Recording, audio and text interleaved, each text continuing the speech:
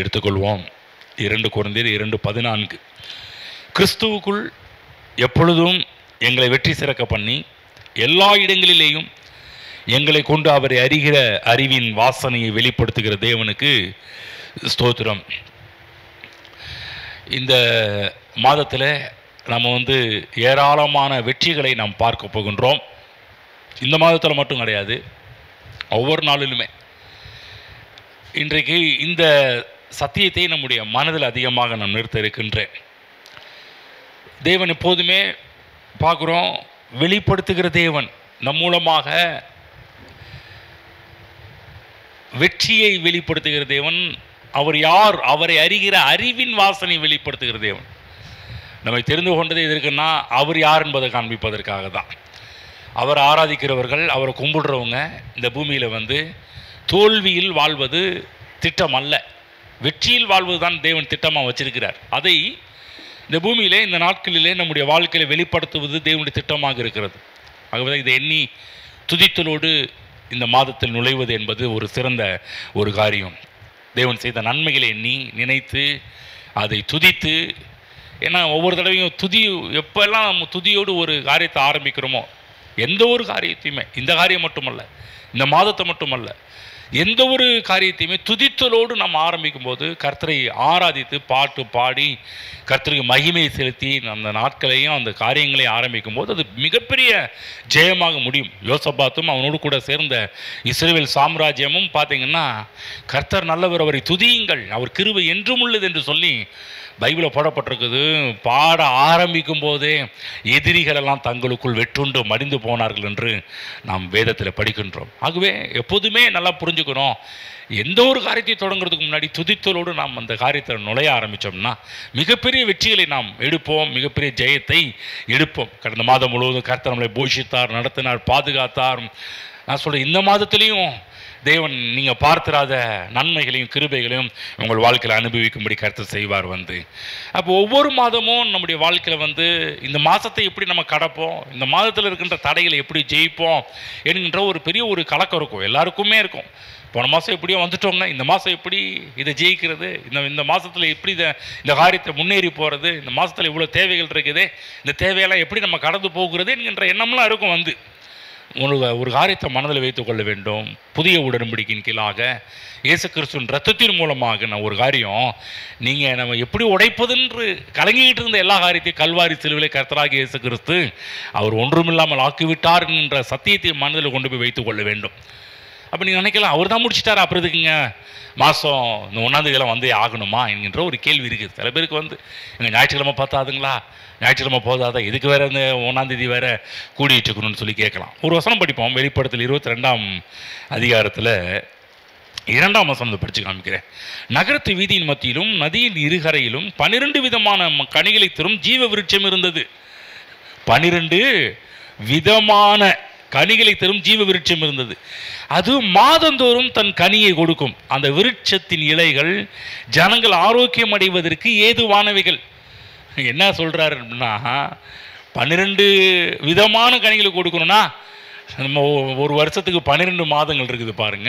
நான் சொல்ற 12 மாதங்களும் ஒவ்வொரு சொல்கிறாரு, அது மாதந்தோறும் தன் கனியை கொடுக்கும். மாதம் மாதம் ஒரு புது கனிகள் தேவனுடைய சமூகத்தில் உருவாகின்றது. வாக்கு தத்தம் என்கின்ற கனிகள் ஒவ்வொரு மாதமும் உருவாகுது, ஒவ்வொரு காரியம். ஆகவே நல்லா புரிஞ்சுக்கணும், ஒவ்வொரு மாதமும் தேவனுடைய வாக்கு தத்தங்களை பெற்று அதை அனுபவிக்க வேண்டும் என்பது தான் தேவனுடைய திட்டமாக இருக்குது.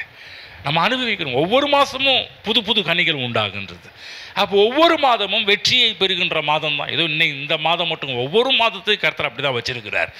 வெற்றியை பெறுகின்ற மாதம் மட்டுமல்ல, வெற்றியை அனுபவிக்கிற மாதம். அதுவும் நோட் பண்ணிக்கணும். ஏதோ இந்த வாரம் இந்த மாதம் ஏதோ வெற்றிக்கான ஒரு காரியத்தை சொல்கிறாரு என்று பிடிச்சிக்கிட்டு போகிறது மட்டும் கிடையாது, அது சொல்கிறது மட்டும் கிடையாது, அதை அனுபவிக்க வேண்டும் என்று கர்த்தர் விரும்புகிறார். பாருங்கள், இந்த வெற்றியை ஆதாம் தவறு செய்ததுனால முழுமையாக அனுபவிக்க முடியாமலே போயிடுச்சு. மனுவருக்கம் பாருங்க, வெற்றியை கொண்டாட முடியல. மனுவருக்கத்தில் மிகப்பெரிய ஒரு சாபம் உண்டானுச்சு. சாபத்தினால ஏகப்பட்ட வியாதி, தரித்திரம், இதெல்லாம் ஒரு முழுமையான வெற்றியை மக்களால் வாழ முடியாமலே போயிடுச்சு. கவனமாக கேளுங்க, ஒரு விஷயம் சொல்கிறேன். ஆதாம் பழத்தை சாப்பிடுவான் என்ற அடிப்படையில் தேவன் இந்த உலகத்தை உருவாக்கல. நல்லா புரிஞ்சுக்கணும். அதுக்கு முன்னாடியே கர்த்தர் இந்த உலகத்தை அழகாக உருவாக்கிட்டார். இனிமேல் என்ன நடக்குது, அவர் சாப்பிட்ட பிற்பாடு தான் ஏதோ காரியத்தை மாற்றினாரா, அதெல்லாம் கிடையாது. அதுக்கு முன்னாடியே என்ன நடக்கும் என்பதெல்லாம் தெரிந்தே கர்த்தர் எல்லாவற்றையும் உருவாக்கி வச்சுட்டார். அது மட்டும் இல்லை, அதற்கு மனுஷன் செய்த பாவத்துக்கு பதிலாக இயேசு கிறிஸ்துவை மனிதனுக்காக அனுப்பி எல்லாவற்றையும் தேவன் கர்த்தராகி கிறிஸ்து செய்து முடித்தார். கவனமாக கேளுங்க. அதுலேயும் முடிஞ்சிருச்சான்னு பார்த்தீங்கன்னா அதுலேயும் முடியல. நல்லா கவனமாக கேட்கணும். கல்வாரி சிலுவையில் செஞ்சு முடிச்சிட்டாரா? முடிச்சிட்டார். முடிஞ்சிருச்சா? நான் சொல்கிறேன் இன்னும் முடியல.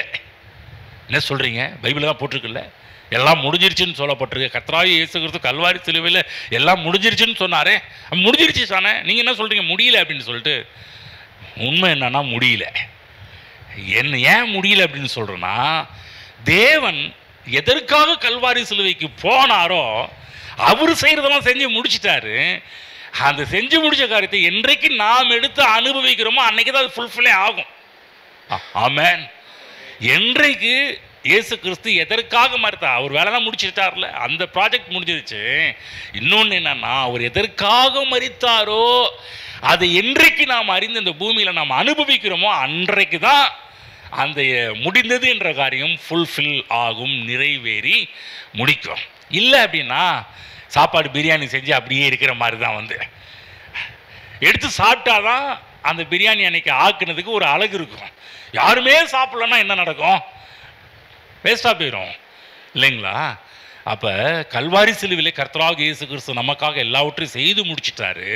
ஆனால் என்றைக்கு அவைகளெல்லாம் நம்முடைய வாழ்க்கையில் எடுத்து பயன்படுத்துகிறோமோ அன்றைக்கு தாங்க அதுக்கு அர்த்தமே உண்டாக ஆரம்பிக்கும், மிகப்பெரிய ஜெயம் உண்டாக ஆரம்பிக்கும். அப்போ ஒவ்வொரு மாதமும் நமக்கு கர்த்தர் ஒரு புதிய நோக்கத்தோடு கொடுக்குறார், பல திட்டங்களோடு கொடுக்கின்றார். இந்த மாதத்திற்கான திட்டங்கள் இருக்குது, நோக்கங்கள் இருக்குது, அதெல்லாம் நிறைவேற்றி முடிக்க வேண்டும். ஒவ்வொரு மாதமும் பார்த்தீங்கன்னா ஒவ்வொரு ஆசீர்வாதத்திற்குள் நாம் செல்ல வேண்டும் என்பது கர்த்தருடைய நோக்கமாக இருக்குது. ஒரு புதிய மண்டலத்திற்குள்ளாக, ஒரு புதிய மகிமைக்குள்ளாக, ஒரு புதிய கிருபைக்குள்ளாக, ஒரு புதிய தயவுக்குள்ளாக, இதுவரை அனுபவித்திராத நன்மைகளை நாம் அனுபவிக்க வேண்டும் என்று கர்த்தர் விரும்புகிறார். இந்த மாதத்திலும் ஒரு புதிய மகிமைக்குள்ளாக நீங்கள் செல்வதை நீங்கள் பார்ப்பீர்கள். பைபிளில் போடப்பட்டிருக்குது, மகிமையின் மேல் மகிமை அடைந்து, கிருபையின் மேல் கிருபை அடைந்து, பலத்தின் மேல் பலன் அடைந்து. ஏன் இப்படி சொல்றாரு? எதுக்காக இப்படிப்பட்ட வார்த்தைலாம் சொல்றாரு? இந்த பூமியிலே பரலோகத்தின் நன்மைகளை நாம் அனுபவிக்க வேண்டும் என்பதுதான் கர்த்தருடைய திட்டமாக இருக்கிறது. அப்போ நான் சொல்றேன், இந்த மாதத்தில் கர்த்தருடைய இன்னொரு மகிமையை பார்ப்பீங்க. இதுவரை பார்க்காத மகிமை இந்த மாதத்தில் பார்க்க ஆரம்பிப்பீங்க.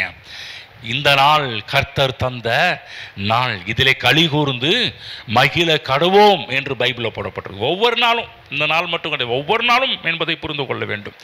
அப்போ இந்த மாதத்தில் பார்த்தீங்கன்னா நான் சொல்கிறேன், நீங்கள் இதுவரை நம்ம எதிர்த்து வந்த தடைகள் எல்லாம் பார்த்தீங்கன்னா கடந்த மாதங்களெல்லாம், கடந்த 9 மாதமும் பல தடைகள் நம்முடைய வாழ்க்கையில் வந்துச்சு. ஒரு காரியம் நிச்சயம் என்னன்னா, தடைகள் இன்னைக்கு இல்லை, ஆனால் நம்ம இருக்கிறோம். பிரச்சனைகள் வந்துச்சா உண்மைதான், உபத்திரம் வந்துச்சு, எல்லா விதமான சுழிவு நிலைகள் வந்துச்சு.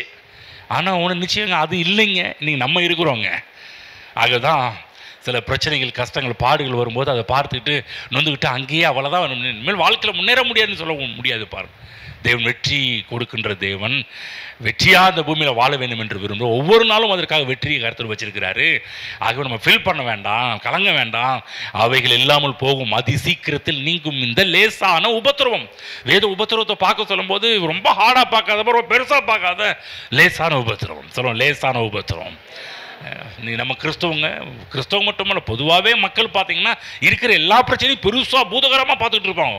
உங்களுக்கு தெரியாதுங்க எவ்வளோ பெருசாக அப்படின்னு வாங்க. ஆனால் பைபிள் சொல்லுது, நமக்கு வரக்கூடிய பிரச்சனைலாம் எப்படி பார்க்கணுமா? லேசாக பார்க்கணும். சொல்லுங்க லேசா. ஆமென். லேசுன்னா உஃப்னு ஊதுனாலே பறந்து போவோம், அந்த மாதிரி. அப்போ ஒவ்வொரு மாதமும் ஆரோக்கியத்தின் மாதமாக மாறுவதை நீங்கள் பார்ப்பீர்கள், ஐஸ்வர்யத்தின் மாதமாக மாறுவதை பார்ப்பீர்கள்.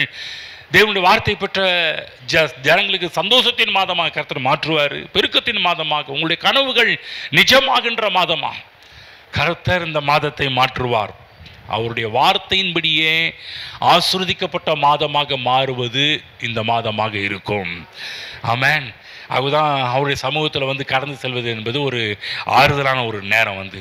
அப்போ ஒவ்வொரு நாளையும், இந்த மாதத்தை மட்டுமல்ல, ஒவ்வொரு நாளையும் தேவ சமூகத்திலேருந்து ஆரம்பித்து பாருங்கள், அந்த நாளை ரொம்ப சூப்பராக முடியும், ரொம்ப அழகாக முடியும், டென்ஷன் இல்லாமல் முடியும், பிரச்சனை இல்லாமல் முடியும் வந்து.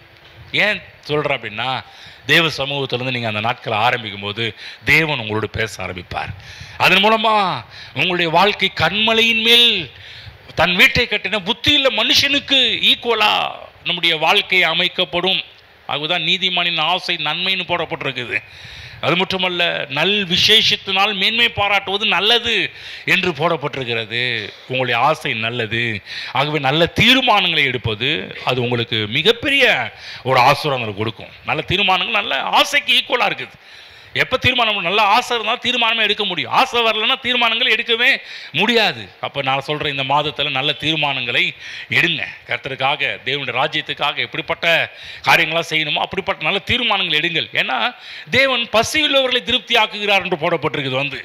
தேவன் உங்களை திருப்தியாக்க வேண்டும் என்றால், அநேக நேரத்தில் பாருங்கள், ஆண்டவரே நீ திருப்தியாக்குன்னுவாங்க. கர்த்தர் யார் திருப்தியாக்குவார் உங்களால் புரிஞ்சுக்கணும். ஒரு காரியத்தை காமிக்கிறேன் பாருங்கள். லூக்கா புஸ்தகம் 1ஆம் அதிகாரம். அப்போ உங்களுக்கு நீங்கள் திருப்தியாக வேண்டுமா?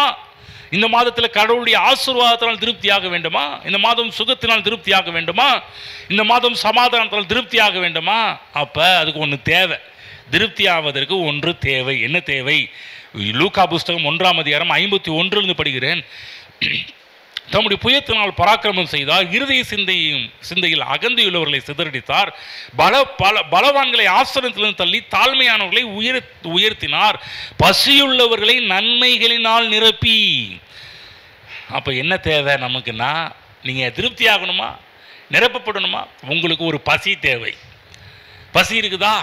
பசி இருந்துச்சுன்னா நன்மைகளால் நிரப்பப்படுவீர்கள். ஆமென். புரியுதுங்களா? அப்போ எதில் நீங்கள் பசியாக இருக்கிறீங்க? பசி இருக்குதா? நிரப்பப்படுவீங்க.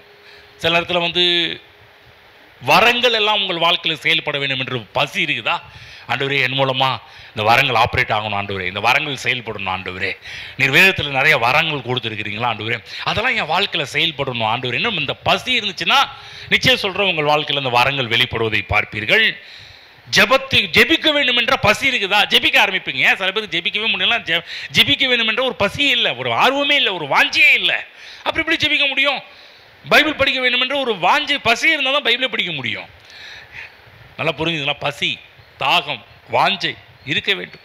அப்போ இந்த மாதத்தில் வெற்றி பெறுவேன் என்ற ஒரு வாஞ்சை இருந்துச்சுன்னா, பசி இருந்துச்சுன்னா வெற்றி பெறுவீர்கள். ஐஸ்வர்யவானாக வேண்டும் என்ற பசி இருந்துச்சுன்னா ஐஸ்வர்யவானாவீர்கள். பரிசுத்தமாக இந்த உலகத்தில் வாழ வேண்டும் என்ற ஒரு பசி இருந்துச்சுன்னா பரிசுத்தமாக இந்த பூமியில் வாழ முடியும். அப்போ பசி நமக்கு ரொம்ப ரொம்ப அவசியம். ஆகவே இந்த வசனம், நீங்கள் படித்த வசனம், நம்முடைய வாழ்க்கையில் கிறிஸ்துவுக்குள் எப்பொழுதும் நம்ம வெற்றி சிறக்க பண்ணுகிறவர். என்ன அர்த்தம்னா, ஷார்ட்டாக சொல்ல போனால், நம்முடைய வாழ்க்கையில் தோல்வி என்பது இல்லை என்பதை சொல்ல வர்றார். உங்கள் வாழ்க்கையில் தோல்வியே கிடையாதுப்பா. நல்லா கவனிங்க. நம்முடைய மனதில் ஆழமாக பதித்து கொள்ள வேண்டிய ஒரு காரியம் இருக்கும் என்றால் இதுதான் இருக்கணும். ஆழமாக பதிச்சுக்கணும். என் வாழ்க்கையில் தோல்வி என்பது கிடையாது. பாருங்க, சீசர்கள் இயேசுவோடு கூட கப்பலில் பயணம் செஞ்சுட்டு இருக்கிறாங்க. மிகப்பெரிய ஒரு புயலை சந்திக்கிறார்கள். புயலை சந்தித்த உடனே என்ன பேசுகிறாங்க? ஐயரே, நாங்களெல்லாம் மடிந்து போக போகிறோம், உமக்கு கவலை இல்லையா? என்ன சொல்றது? இதுலேருந்து என்ன நமக்கு காமிக்கிறாருன்னா, இயேசுவோடு பயணித்த சீசர்கள் அவருடைய ஆழ் மனதில் என்ன செட் பண்ணி வச்சிருக்கிறாங்க? நாங்களாம் சாக போகிறோம், நாங்களாம் செத்து போக போகிறோம், உங்களுக்கு கவலையே இல்லையா என்றது. ஒரு காரியம் நல்லா கவனமாக கேளுங்க. நம்முடைய வாழ்க்கையில் வந்து தோல்வியே இல்லை என்பதை உங்களுடைய ஆழ் மனதில், சப்கான்சியஸில் போய் செட் பண்ணணும். வந்து கான்சியஸில் செட் பண்ணுறதுன்னு ஒன்று இருக்குது, ஆனால் சப்கான்சியஸில் போய் செட் பண்ணுறதுன்னு ஒன்று இருக்குது. வந்து நான் சொல்கிறேன், இந்த ஆழ் மனதில் போய் இந்த காரியத்தை செட் பண்ணிக்கோங்க.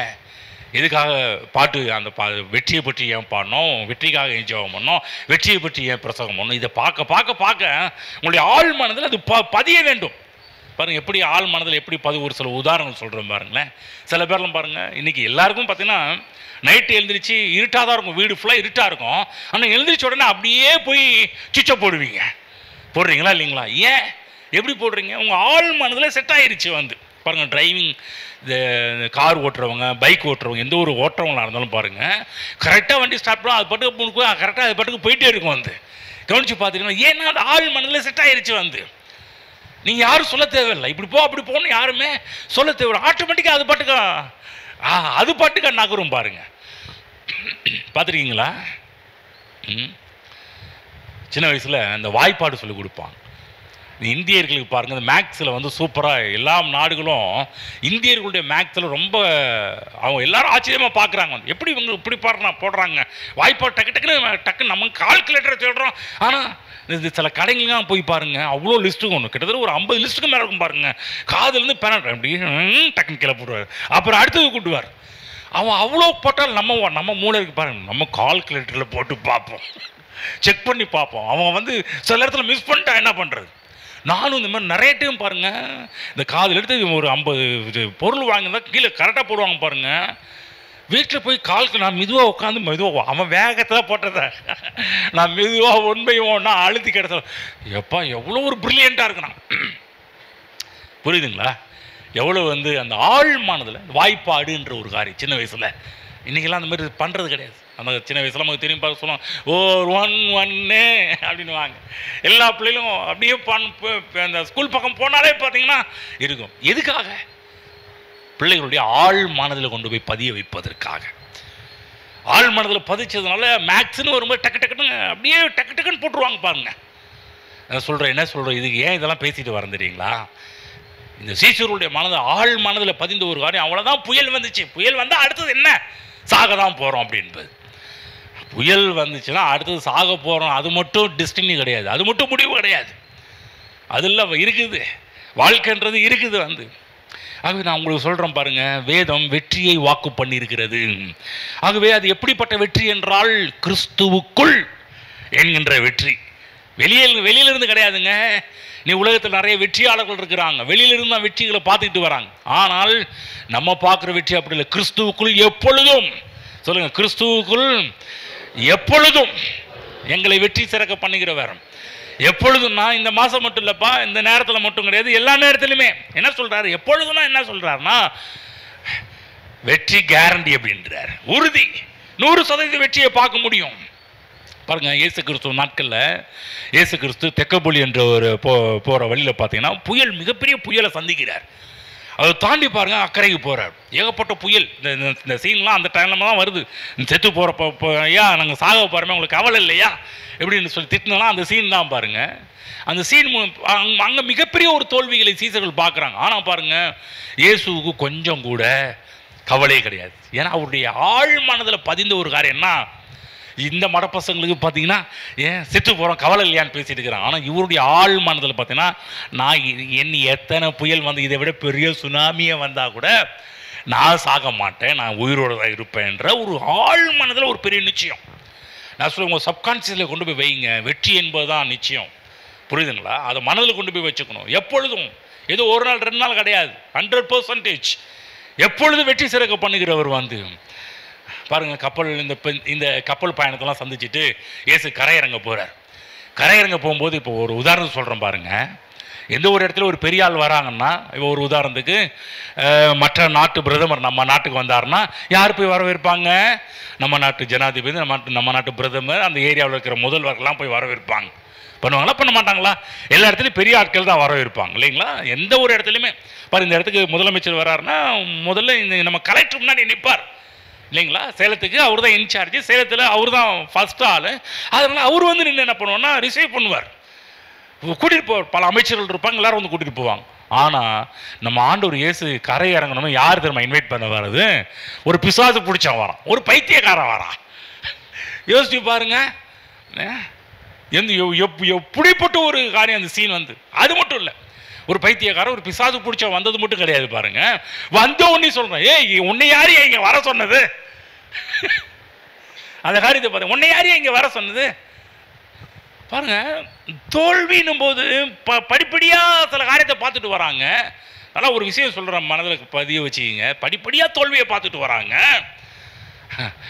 அந்த சீன் முடியுதா, அங்கே ஒரு காரியத்தை பார்க்குறாங்களா? அடுத்த சீன் கொஞ்ச நேரத்தில் பார்த்தீங்கன்னா இன்னொரு பிரச்சனை. என்ன பிரச்சனை? அங்கே 2000 பன்னிங்க மேய்ஞ்சிக்கிட்டு இருக்குது. இந்த பிசாசெல்லாம் சொல்லுது, என்னையே அதுக்குள்ளே போய் அனுப்பி விடுன்றது வந்து. 2000 பன்னி யோசிச்சு பாருங்க, 2000 பன்னி நிப்பாட்டணும்னா எவ்வளோ பெரிய இடம் தேவைன்னு.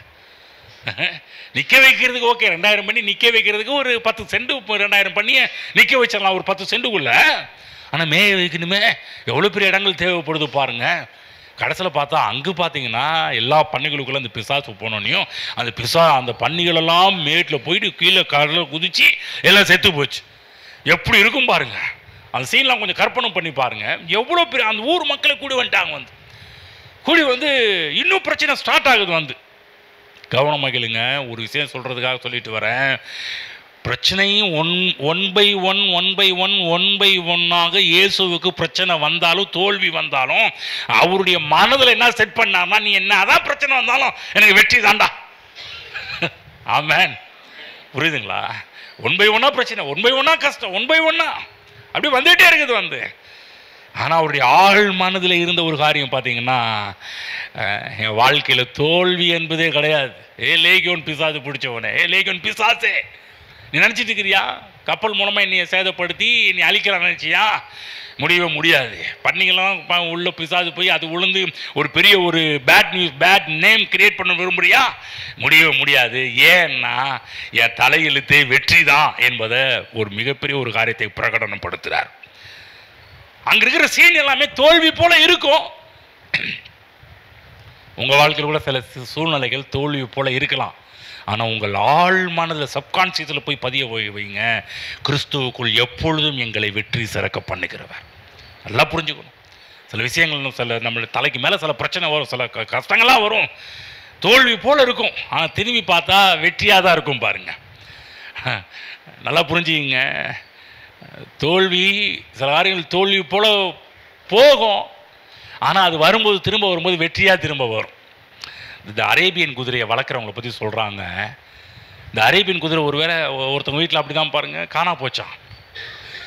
ஒரு 15 நாளுக்கு பிற்பாடு அந்த அரேபியன் குதிரை வருது. ஒரு குதிரையாக வராமல் ஒரு 10 குதிரையை கூட்டிகிட்டு வருதான் பாருங்க. அவருக்குள்ள ஃபீலிங் போச்சு, இந்த இவ்வளோ காசு கொடுத்து வாங்கி இந்த குதிரை போயிடுச்சின்னு பார்த்தா அது போய் இன்னும் இருக்கிற 10 குதிரையை கூட்டி வந்துச்சான். ஆகவே சில காரியம் உங்களை விட்டு போகுதுன்னு கவலைப்படாதீங்க. அது ரிட்டர்ன் வரும்போது பன்மடங்காக ரிட்டர்ன் வரதை நீங்கள் பார்க்க ஆரம்பிப்பீங்க. ஆமென். மனசில் பதிய வச்சுக்கணும். என் வாழ்க்கையில் தோல்வி என்பதே கிடையாது. யாரையா சொன்ன போச்சுன்னு இல்லை, போன காரியமே எனக்கு 10 திரும்ப ரிட்டர்ன் எனக்கு கொண்டு வந்து கொடுக்க ஆரம்பிக்கும். ஆமென். ஆகவே தோல்வியும் கிடையாது, வீணான நாட்களும் எனக்கு கிடையாது.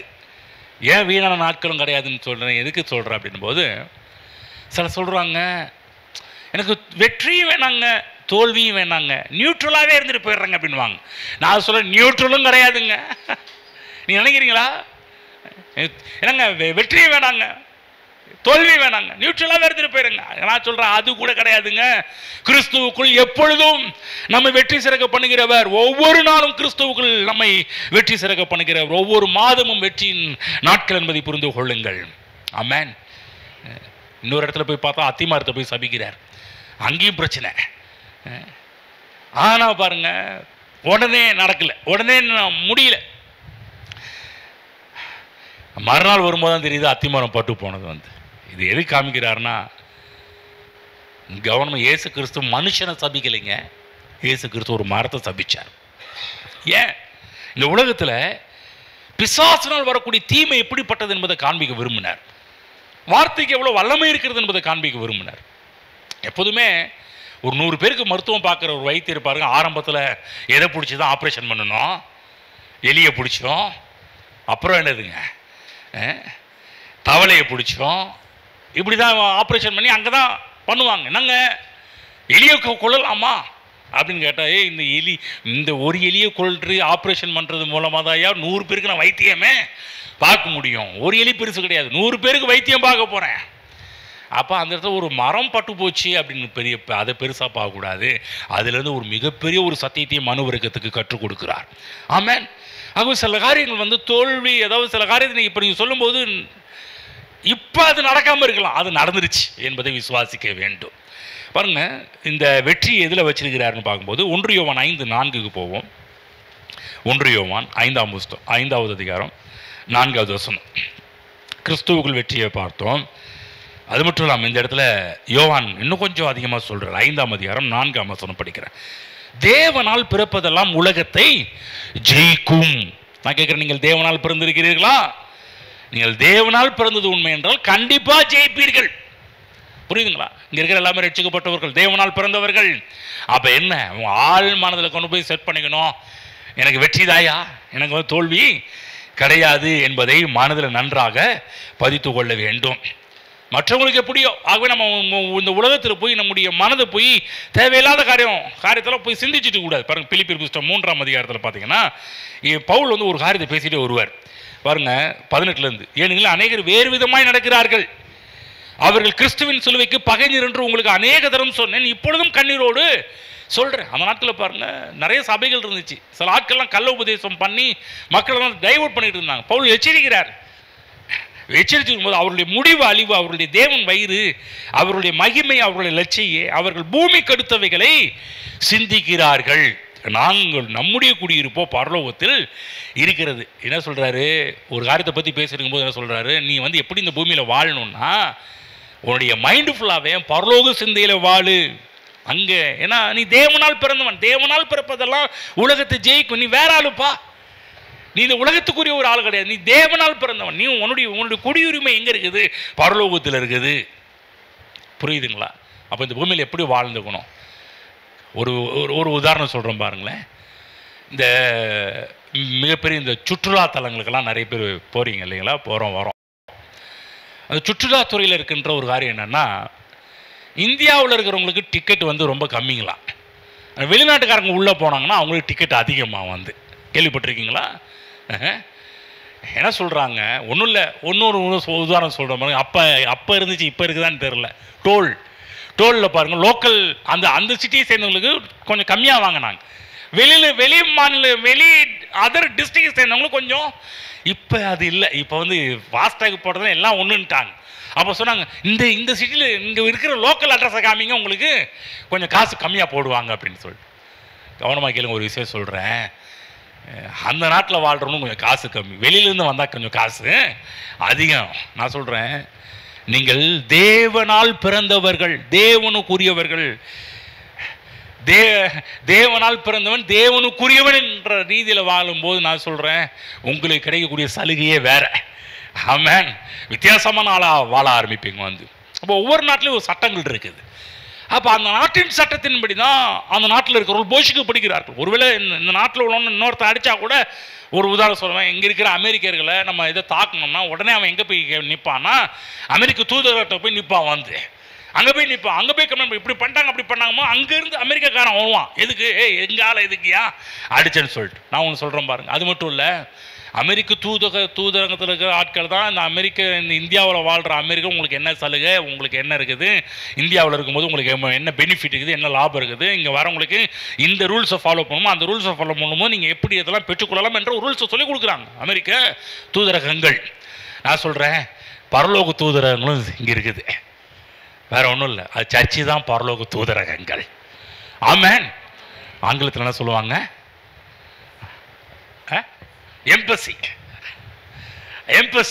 இது ஹெவன்லி எம்பசி. இங்கே ஒரு எம்பசி இருக்குது. அவங்க இருக்க பரலோகத்து தேவனால் பிறந்தவர்கள், பரலோக குடியுரிமை பெற்றவர்களுக்கு நீங்கள் வருவது நல்லது. இங்கே வந்தாதான் இப்போ ஹெவன்லி எம்பசி அது உங்களுக்கு கொடுத்த சில வாக்குகளை கேட்க முடியும், சில வார்த்தைகளை கேட்க முடியும், உன் பெனிஃபிட்ஸை கேட்க முடியும், லாபங்களை கேட்க முடியும், போன வாரம் ஆரம்பித்த மாதிரி 1000 மடங்கு பெருக்கத்தை கேட்க முடியும். ஆமென். இந்த எம்பசிக்கு வரணும். எம்பசிக்கு சில பேர் எம்பசிக்கு வரது கிடையாது, அப்புறம் அவங்களுக்கு தெரியுறது கிடையாது. அதனால பாருங்க, இந்த பூமியில் பரதேசி, பைபிள் பரதேசி போலவே வாழ்ந்து போயிடுறாங்க வந்து. சில பேர்லாம் வந்து இருக்கிற ரைட்ஸ் எல்லாம் அவங்க புரியாமலே போகிறதுனால. நான் சொல்கிறேன், இந்த நாள் கர்த்தர் உண்டு பண்ணின நாள், இதில் களி கூர்ந்து மகிழ கடவும். ஒரு காரியம், தேவனால் பிறந்திருக்கிறீர்கள், கிறிஸ்துவுக்குள் இருக்கிறீங்க, தேவனால் பிறந்திருக்கிறீர்கள். ஆமென். ஆகவே மனதில் நீங்கள் வைத்துக் கொள்ள வேண்டும். ஒவ்வொரு நாளும் ஆசீர்வாதமான ஒரு நாள் தான். அது மட்டும் இல்லை, அந்த வசனம் சொல்லப்பட்டிருக்குது, தேவனால் பிறப்பதான உலகத்தை ஜெயிக்கும். அடுத்தது சொல்கிறார், நம்முடைய விசுவாசமே உலகத்தை ஜெயிக்கும். பாரு, கிறிஸ்துவுக்குள்ள கொண்டு போய் வச்சு ஜெயத்தை கொடுக்குறாரு, தேவனால் பிறக்க வச்சு ஜெயத்தை கொடுக்குறாரு. முதல்ல இதை சொல்லியிருக்கணும். நான் அது வாக்குத்தத்தமாக எடுத்தாலும் அதை முதல்ல சொன்னேன். தேவனால் பிறந்த அடுத்தது நம்மளை கொண்டு போய் கிறிஸ்துவுக்குள்ளே கொண்டு போய் வைத்து ஜெயத்தை கொடுக்குறாரு. மூன்றாவது, நம்முடைய விசுவாசமே உலகத்தை ஜெயிக்கிற ஜெயம். கவனிங்க, ஒரு விஷயத்தையும் கொஞ்சம் அழுத்தம் திருத்தமாக இந்த காலை வேளையில் சொல்கிறேன். இன்னும் ரொம்ப நாள் நீங்கள் கேட்டுறதெல்லாம் இன்னும் கொஞ்சம் டிஸ்டர்பாக இருக்கும். சில வார்த்தைகள் சொல்ல போகிறதெல்லாம், அதாவது விசுவாசத்தினால் வருவதெல்லாம் ஜெயம்னு சொல்லலை. உங்கள் விசுவாசமே உலகத்தை ஜெயிக்கிற ஜெயம். ஏன் சொல்கிறேன்னா, அநேக நேரத்தில் மக்கள் பார்த்தீங்கன்னா எப்போ ஜெயம்னு சொல்கிறாங்கன்னா ஒரு காரியம் கிடைச்ச பிற்பாடு தான் வெற்றின்றாங்க. வெற்றி எப்போ அவங்களுக்கு எப்போ வெற்றி? இந்த உலகத்தில் இருக்கிற மக்களுக்கு எப்போ வெற்றின்னா, அந்த கோப்பையை வாங்கி கையில் பிடிச்சாதான் வெற்றின்றாங்க. மார்க்கு ஃபஸ்ட்டு ரேங்க் எடுத்தால் தான் வெற்றின்னு சொல்கிறாங்க. ஆனால் வேதம் சொல்லுகின்ற வெற்றி ரிசல்ட் வந்த பிற்பாடு கிடையாது, நீங்கள் விசுவாசிக்கிற அந்த டைம்லேயே வெற்றின்ட்டார். என்னங்க எவ்வளோ பெரிய காரியம் சொல்கிறது தெரியுங்களா? ரிசல்ட் வந்த பிற்பாடு தான் நீங்கள் வெற்றி பெற போறீங்கன்னு கிடையாது. என்னைக்கு விசுவாசிக்க ஆரம்பிக்கிறீங்களோ அன்னைக்கே வெற்றி. ஆமென். அப்போ நல்லா புரிஞ்சுக்கணும், நீங்கள் ரிசல்ட் வந்த பிற்பாடு தான் வெற்றியை பார்ப்பில் கிடையாது. அதுக்கு முன்னாடியே பைபிள் சொல்லப்படுது, நம்முடைய விசுவாசமே உலகத்தை ஜெயிக்கிற ஜெயம். நல்லா புரிஞ்சுக்கிங்க என்ன சொல்கிறேன்னு. கர்த்தர் சொல்கிறாரு, நடக்கும் என்பதற்கு மட்டும்தான் நீ பொறுப்பு, நடப்பதற்கு நான் தான்பா பொறுப்பு. நடக்கிறதெல்லாம் கர்த்தர், நீ நடக்கும் நம்புறியா, அதுக்கு நீ பொறுப்பு, நடக்க வைக்கிறதுக்கு நான் பொறுப்புன்ற. விசுவாசிக்கிறதுக்கு நம்ம பொறுப்பு, விசுவாசத்தை ஆப்ரேட் பண்ணுறது கர்த்தருடைய பொறுப்பு. ஆமென். படகுல 12 பேர் போகிறாங்க பாருங்க. போகும்போது பார்த்தீங்கன்னா அதில் ஒருத்தனுக்கு விசுவாசம் வந்துச்சு, இறங்கி ஆண்டவரே நீரே ஆனாலும் நானும் கடல் நடந்துட்டு வான்றார். கூட இருக்கிற ஆளுக்கெல்லாம் பாருங்க, இவன் சரியான இவன் முந்திரி கூட்ட சொல்லியிருப்பாங்க, கண்ணாபுரம் பேசியிருப்பாங்க, பாரு இப்போ என்ன நடக்க போகுதுன்னு. அந்த நேரத்தில் பாருங்க மூழ்க ஆரம்பித்தான் பாருங்க. உடனே கூட இருக்கிறவங்க சொல்லி, நல்ல வேலைக்கு நான் போகல, நான் போயிருந்தேன்னா அவ்வளோதான் அப்படின்ட்டு இருந்திருப்பாங்க. ஆனால் ஒரு காரியம் நல்லா கவனமாக கேளுங்க, தேவன் இயேசு பேதுரு கூட அற்ப விசுவாசி என்னார். அற்ப விசுவாசினா லிட்டில் ஃபெய்த் அப்படின்னு அர்த்தம். சரி பரவாயில்ல, கொஞ்சம் விசுவாசம் இருந்துச்சுல்ல. ஆனால் இறங்காம 11 பேர் இருந்தாங்க பாருங்க, அவங்களுக்கு பேர் தானே அவிசுவாசி.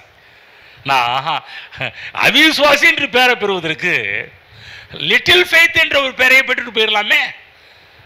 புரியுதுங்களா? ஆகவே நல்லா புரிஞ்சுக்கக்கூடிய ஒரு காரியம் என்னன்னா, வெற்றி நமக்கு நிச்சயம். ஆமென். கிறிஸ்துவுக்குள் வாழ்கிற நமக்கு எப்போது வெற்றி, தேவனால் பிறந்தவர்களுக்கு வெற்றி. நம்முடைய விசுவாசமே உலகத்தை ஜெயிக்கிற ஜெயமாக இருக்கின்றது. ஆமென். ஆண்டவர் இயேசு எங்கெல்லாம் பிரசங்கம் பண்ணுறாரோ அங்கெல்லாம் வியாதியஸ்தங்க யாராவது வந்துட்டாங்கன்னா அவர் முதல்ல பிரசங்கத்தை நிப்பாட்டி கொஞ்சம் நேரம் டீல் பண்ணிட்டு வரோம். ஒன்றும் இல்லை, திடீர்னு இந்த இடத்துல பாம்பு வந்துருச்சுன்னு வச்சுக்கோங்க, என்ன பண்ணுவீங்க? அதோ பாம்பை விடுங்க, எலி வரட்டும், என்ன பண்ணுவீங்க? நீங்க என்ன பண்ணுவீங்க? நான் என்ன பண்ணுவேன்? முதல்ல வந்த எலிய இல்லை கரப்ப மூச்ச பள்ளிய அடிச்சு வெளியே தூக்கி எறிஞ்ச பிற்பாடுதான் அடுத்த காரியத்தை போக முடியும். இல்லைன்னா என்ன பண்ணுவீங்க நீங்க? நான் சொல்றதை கேட்பீங்களா? ஒன்றும் இல்லை, இந்த ஈசல் பாருந்தாலும் பார்த்தீங்கன்னா கண்ணு மேலே மேலே போயிட்டு வரும். என்ன பண்ணுவீங்க? முதல்ல இதை முடிச்சுட்டு வரும், அப்புறம் பேசலாம். ஆண்டவர் இயேசு பிரசங்கம் பண்ணும் போதெல்லாம் யாராவது வியாதியர்கள் வந்துட்டாங்களா, அவர் முதல்ல பண்ணுற கொஞ்சம் பிரசங்கத்தை நிப்பாட்டிட்டு முதல்ல அவர் இந்த கூடிய சுகமாகிட்டு அப்புறம் பிரசங்கத்தை ஸ்டார்ட் பண்ணுறது. எந்த இடத்துல பிரசங்கத்தை பண்ணாலும் அவர் என்னன்னா, அவருடைய பிள்ளைகள் தோல்வியில் இருப்பதை தேவன் விரும்பல, அவர்கள் வெற்றியாக வாழ வேண்டும் என்பதுதான் தேவன் விரும்பினார். இன்றைக்கும் அதே தேவன் நம்முடைய மத்தியில் வாசமாக இருக்கிறாரு. இங்கே இருக்கிற உங்கள் ஒவ்வொருடைய வாழ்விலும் நீங்கள் கஷ்டத்திலும் பிரச்சனையிலும் தோல்வியிலும் அவமானத்திலும் வெட்கத்திலும் வாழ்வது தேவ திட்டம் அல்ல, அதற்காக தான் வெற்றியை கர்த்தர் வாக்கு பண்ணியிருக்கிறார். ஆமென். அப்போ நீங்கள் ஆழ் மனதில் கொண்டு போய் பதித்து கொள்ள வேண்டும். என்ன ஆழ் மனதில் கொண்டு போய் பதிக்கணும்? இங்கே பாரு, நீ என்னதான் சொன்னாலும் நான் தோக்க மாட்டேயா, உலகமே தோப்பேன்னு சொல்ல நீங்கள் சொன்ன தோல்வி என் தலையெழுத்து கிடையாது, என் தலையெழுத்து வெற்றி, சக்சஸ். என்ன சக்சஸ்? Good success. ஆமென். கூட இருக்கிறவங்க சொல்லுவாங்க, போச்சு அவ்வளோதான், இனிமேல் மேலே வர முடியாது, அவ்வளோதான், கீழே போயிடுவோம், அவ்வளோதான் அப்படின்னுவாங்க. சொல்லணும், நீ என்னதான் சொன்னாலும், நீ என்னதான் எனக்கு பண்ணி ஒன்றும் நடக்காது, ஆனால் என் தலையில் கடவுள் எழுதி வச்சிருக்கிறது வெற்றி தான், குட் சக்சஸ். எல்லாரும் சொல்லுங்கள், கிறிஸ்துவுக்குள் எப்பொழுதும் வெற்றி பெறுவேன். வெற்றி என்பது என்னுடைய பிறப்புரிமை. வெற்றி என்பது என்னுடைய சுதந்திரம், வெற்றி என்பது என்னுடைய சொத்து. ஏனென்றால் நான் தேவனால் பிறந்திருக்கிறேன். என் விசுவாசமே உலகத்தை ஜெயிக்கிற ஜெயம். ஆமென். நல்லா புரிஞ்சுக்கங்க. ரிசல்ட் வந்த பிற்பாடு விசுவாசமே இல்லை, விசுவாசம் நிறைய பேர் பாருங்க, எனக்கு விசுவாசமே இல்லைன்னுவாங்க. இல்லைங்க, விசுவாசம் இருக்குது. நீங்க ஏன் விசுவாசம் இல்லைன்றீங்க தெரியுங்களா? ரிசல்ட் வராதுன்னு விசுவாசம் இல்லைன்னு நினைச்சிட்டு இருக்கிறீங்க. நிறைய பேர் இதுலயே தோத்து போயிடுறாங்க. பாருங்க, நான் ஜெபம் பண்ணி ஒண்ணுமே நடக்க இல்லைங்க. ஜெபம் பண்ண உடனே உங்களுக்கு சாங்ஷன் ஆயிடுச்சு, அவ்வளவுதான். நம்ம இல்லைங்க வரலைங்க. விசுவாசம் எப்போதுமே இந்த வரல, இந்த ஆகலை, பாரு பாரு கண்ணில் பார்க்கல பாரு, அதான் உனக்கு இப்படி இருக்கிறேன்னுமா. நல்லா கவனமாக கேளுங்க. என்றைக்கு நீங்கள் வாயை திறந்து கர்த்தருடைய வார்த்தையை பிடிச்சி விசுவாசத்தோடு பேசுறீங்களா, அன்னைக்கு நீங்கள் ஜெயிச்சிட்டீங்க. ஆமென். புரியுதுங்களா? நல்லா இதை போய் மைண்டில் உங்கள் ஆள் மனதில் செட் பண்ணுவீங்க. ரிசல்ட் வந்தாதான் நான் வெற்றின்னு கிடையாதுங்க. ரிசல்ட் வரதுக்கு முன்னாடியே நான் வெற்றி தான். ஆமென். யார் சொன்னா ஜெயிச்சாதான் நீ வெற்றி, உனக்கு கிரீடம் கிடைக்குன்னு? ஆல்ரெடி நான் ஜெயிச்சிட்டேன். ஏனென்றால் கிறிஸ்து இயேசுக்குள்ளே என்னை உட்கார வச்சு அவர் வெற்றியை வாங்கிட்டு இப்போ அந்த வெற்றி என் கையில் கொடுத்து இதை என்ஜாய் பண்ணிட்டுப்பா அப்படின்ட்டார். ஆமென். நிம்மதி. யாராவது தோல்வின்னு சொல்லுவீங்களா? உங்கள் வீட்டில் உள்ளவங்க கூட யாராவது தோத்துருவ அப்படின்னு சொல்லி, இல்லை யார் சொன்னா? என் தலையில் கடவுள் எழுதி வச்சுட்டார், வார்த்தையில் எழுதி வச்சுட்டார். கிறிஸ்து இயேசுக்குள் எப்பொழுதும் என்னை வெற்றி சிறக்க பண்ணுகிறவர். தேவனால் பிறப்பதெல்லாம் உலகத்தை ஜெயிக்கும். என் விசுவாசமே உலகத்தை ஜெயிக்கிற எவ்வளவு பெரிய டூல் கடவுள் கொடுத்துருக்கும் போது நீங்கள் எதுக்கு புலம்பிக்கிட்டு இருக்கிறீங்க? நீங்கள் எதுக்கு கவலைப்பட்டுக்கிட்டு இருக்கிறீங்க? கவலைப்படாதீங்க. நான் சொல்கிறேன், உங்கள் குடும்ப காரியத்தில் நீங்கள் வெற்றியை நீங்கள் ஏராளமாக பார்ப்பீர்கள். தொழிலில், பிஸ்னஸில், உங்களுடைய கைட்டு சென்ற காரியங்களில், போக்கிலும் மரத்தில், குடும்ப காரியத்தில், படிக்கிற காரியத்தில், கல்லூரி காரியத்தில், எல்லா காரியத்திலும் மிகப்பெரிய வெற்றியை நீங்கள் பார்ப்பீர்கள். தொடர்ந்து வெற்றி தான் பெற்று கொண்டிருப்பீர்கள். நான் சொல்ல இறங்கு முகம் கிடையாது, ஏறு முகம் தான் உங்களுக்கு. ஆமென். புரியுதுங்களா? ஷேர் மார்க்கெட்டில் தான் அடி, அது என்ன பண்றதுங்க, அது இறங்கும் ஏறும். என்ன அது அது வந்து அவ்வளோதான். அது அதில் டிசைன் பண்ணதே அப்படிதான், இறங்கும் ஏறும். ஆனால் கிறிஸ்தவத்தில் இறங்கும் ஏறும் கிடையாது. எனக்குள்ள எப்போதுமே போயிட்டு மேலே போயிட்டு தான் இருக்கும். ஏன்னா எனக்கு அப்படி என் தலையில் கடவுள் எழுதி வச்சிருக்கிறார். எழுந்து நிற்போம். ஹல்லேலூயா. கர்த்தர் கொடுத்த வார்த்தைகளை நன்றி செலுத்துவோம். கர்த்தர் வெற்றியை வச்சிருக்கிறார். நீங்கள் வந்து விசுவாசத்தை ஆப்ரேட் பண்ணுங்க. விசுவாசத்தை நீங்கள் வந்து விசுவாசம் தேவன் மீது வைத்திருக்கிற நம்பிக்கையை உங்களுடைய வாயின் வார்த்தையின் மூலமாக வெளிப்படுத்துங்க. விசுவாசிங்க. விசுவாசிச்சாலே இன்னைக்கு நீங்க வாயை திறந்து இயேசுவின் தழும்புகளால் சுகமானேன் என்று சொன்னீங்களா, அன்னைக்கு ரிசல்ட் வந்துருச்சு. அத்தி மரத்தை பார்த்து சபிச்ச உடனே ரிசல்ட் வந்துருச்சு. அடுத்த மற்றவங்கள பார்த்த பிற்பாடு தான், அவன் பார்த்த பிற்பாடு நம்பினாங்க. நீங்க வந்து பார்த்த பிற்பாடு நம்பாதீங்க, பார்க்கறதுக்கு முன்னாடி நம்பிடுங்க. கண்டு விசுவாசிக்கிறவனை காட்டிலும் பாக்கியம். என்ன சொல்றாரு? பார்க்கறதுக்கு முன்னாடி ஜெயத்தை எடுத்துட்டு நீ தான்ப்பா பாக்கியவான். சில ஆசாமிங்களா இருக்கிறாங்க, பார்த்த பிற்பாடு தான் அவன் நம்புவான். ஆனால் நீ பார்க்கறதுக்கு முன்னாடியே நம்புகிற பாரு என் மேலே, அதற்கு அவ்வளோ வேல்யூ இருக்குது. அது ஃபெய்த் அவ்வளோ மதிப்புள்ளது. நான் சொல்கிறேன், அப்படிப்பட்டவர்கள் நீங்கள். தேவனால் பிறந்த நீங்கள் உங்களை கொண்டு போய் கர்த்தர் கிறிஸ்து இயேசுவுக்குள் வச்சு அவருக்குள்ளே இருந்து விசுவாசத்தை நீங்கள் ஆப்ரேட், நீங்கள் வெளியிலேருந்து உங்கள் ஃபெய்த் ஆப்ரேட் பண்ணால் ஒரு பிரயோஜனம் கிடையாது. எவருக்குள்ளே இருந்து உங்கள் ஃபெய்த் ஆப்ரேட் பண்ணணும்னா கிறிஸ்துவுக்குள்ளே இருந்து ஃபெய்த்தை உங்கள் விசுவாசத்தை ஆப்ரேட் பண்ணி பாருங்கள். ஜெயமாக தான் உங்களுக்கு முடியும், சுபமாக தான் முடிக்கும். ஆமென். ஹல்லேலூயா. பிதாவே உமக்கு ஸ்தோத்திரம். நீர் எங்களோடு பேசுனதுக்காக நன்றி செலுத்துகிறோம். ஆண்டவரே, பல சந்தேகங்களை கிளியர் பண்ணதுக்காக நன்றி செலுத்துகிறோம். பல சத்தியத்தை இந்த காலை வேளையில் வெளிப்படுத்துறதுக்காக நன்றி செலுத்துகிறோம். நாங்கள் ஜெயம் என்று நினைத்துக்கின்ற காரியத்தெல்லாம் இன்னைக்கு கிளியர் பண்ணினதற்காக உமக்கு நன்றி செலுத்துகிறோம். ஹல்லேலூயா. எங்களுடைய ஆள் மனதில் கொண்டு போய் பதிய வைக்கிறோம். எங்களுக்கு வெற்றி மட்டுமே என்பதை பதிய வைக்கிறோம். எங்களுக்கு தோல்வி இல்லை. ஃபாதர் பெர்க்மான் ஐயா பாடினது, தோல்வி இல்லை எனக்கு. ஆமாண்டவரே, வெற்றி உண்டு, வெற்றி உண்டு, வெற்றி உண்டு என்று நாங்களும் அவரோடு சேர்ந்து பாடுறோம். ஆண்டவரே, இங்கே இருக்கிற ஒவ்வொரு பிள்ளைகளும், இந்த வார்த்தையை கேட்டுக்கொண்டிருக்கிற ஒவ்வொரு பிள்ளைகளும் இந்த பூமியிலே வெற்றியை மட்டுமே பார்க்கட்டும். தோல்வி என்பது இல்லை என்பதை அவர்கள் மனதில் பதித்து கொள்ளட்டும். வெற்றியை எப்படி ஆள் மனதில் பதித்துக் கொள்கிறார்களோ அதே போல எனக்கு தோல்வி இல்லை என்பதையும் ஆள் மனதில் பதித்துக் கொள்ளட்டும் கர்த்தாவே. தொடர்ந்து அந்த வெற்றியில் வாழட்டும். அதன் மூலமாக ஆண்டவரே நீர் உம்மை குறித்த ஒரு அறிவின் வாசனையை வெற்றியின் மூலமாக இந்த உலகத்தில் இங்க இருக்கிற நம்முடைய பிள்ளைகள் மூலமாக காண்பிப்பீராக. இயேசுவின் நாமத்தில் பிதாவே, ஆமென்.